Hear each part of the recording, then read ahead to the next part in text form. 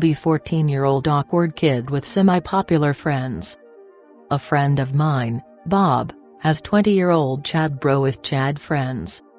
One day he tells me there's a fully abandoned floor in the decent private building he lives that nobody can access for some reason. Bob tells me that he lives right below it and sometimes he hears weird noises and shit.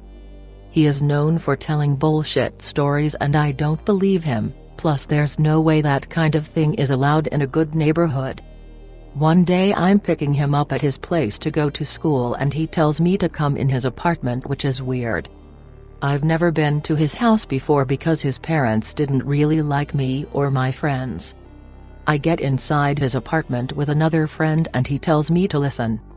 Can't hear shit and I think they are pranking us. His older brother tries to convince me but I call bullshit again. He looks legit scared though and he is known for being a respected guy in the hood, plus I've never talked to him before and I would have been an easy target for him if I wasn't friends with his brother. Fast forward to summer break. Me and another guy go at Bob's place to pick him up and hang out. He tells us to come in again, which is again weird. In his house there's his brother with another older guy. They want to go upstairs and check out the abandoned floor for shit and giggles. Big bro acts all tough saying he's gonna fuck up whoever might be up there. We have nothing to do anyways so we go with them.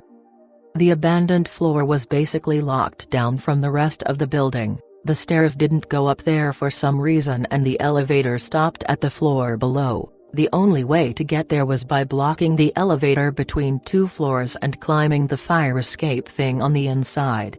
I've been to other buildings in the same neighborhood and the stairs did go all the way up, but it looked like that last floor wasn't even there unless you noticed from the outside.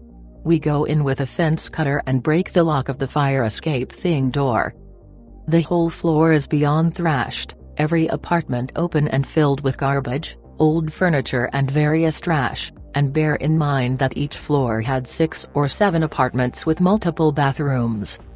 No lights, windows blocked with wood planks and garbage. There's no physical way to explain how they moved all that shit up there with no stairs or elevator. Smells like shit too. We go inside one of the apartments.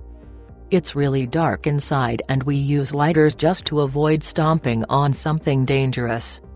The whole apartment is filled with garbage, some rooms are completely inaccessible.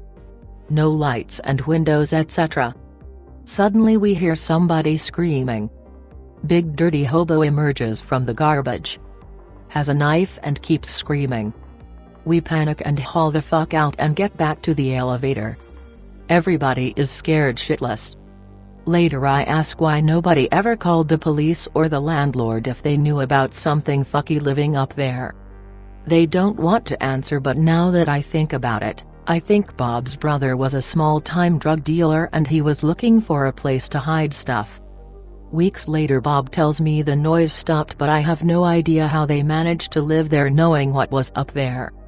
We eventually tell other people about the hobo and it becomes some sort of legend that nobody believes. Fast forward 2 years later. Nobody ever saw or heard of the hobo, plus the area was fairly nice, so if a hobo showed up somewhere the police would have kicked him out promptly. Me and other friends are waiting for Bob for a local soccer tournament. He shows up 20 minutes late, awkwardly covering his bleeding face. He tells us he was walking alone in a parking lot when the hobo showed up out of nowhere and bit him in the face.